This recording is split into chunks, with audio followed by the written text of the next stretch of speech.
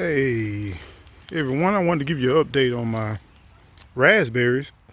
And my raspberries, I put them in the very back of my garden where I let some of my wild, untamed fruits and vegetables and flowers grow. And I put this on the edge of my lot.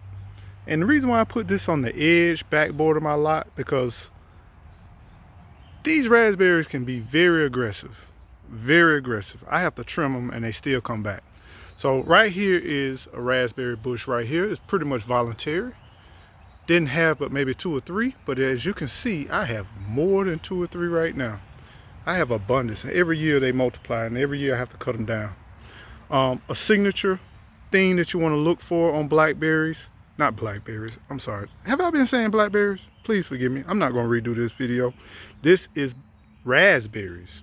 Signature thing about raspberries. So let me go back. Raspberries are very aggressive. And one thing that you want to look for, they're definitely going to have thorns. They're going to be full of thorns. The leaves will look like this. And don't worry about growing a bunch of these. They will multiply. Be patient. They have a beautiful little bloom. Right now, I'm at the end of my blooming season, and most of my blooms are exhausted, and now they're getting ready to fruit. And all of these are clusters of baby raspberries. So these raspberries will grow in size, they will increase and grow in size, and then they will change colors based on the acidity of the soil. It does well in very acidic soil. And another signature, look at this. You'll see a white coating. This white coating is a signature sign that these are raspberries. So most of the stalk will have that white coating to it, but the baby leaves, and let me show you the difference between mature and baby leaves. So looking at this plant, the baby leaves will be lighter in color. If you notice the contrast, this leaf here is darker than these leaves. Baby leaves are typically what you want to harvest. So look at the stalk of the plant. You see here, this is more established, and the darker brown it is, like this right here, these are mature.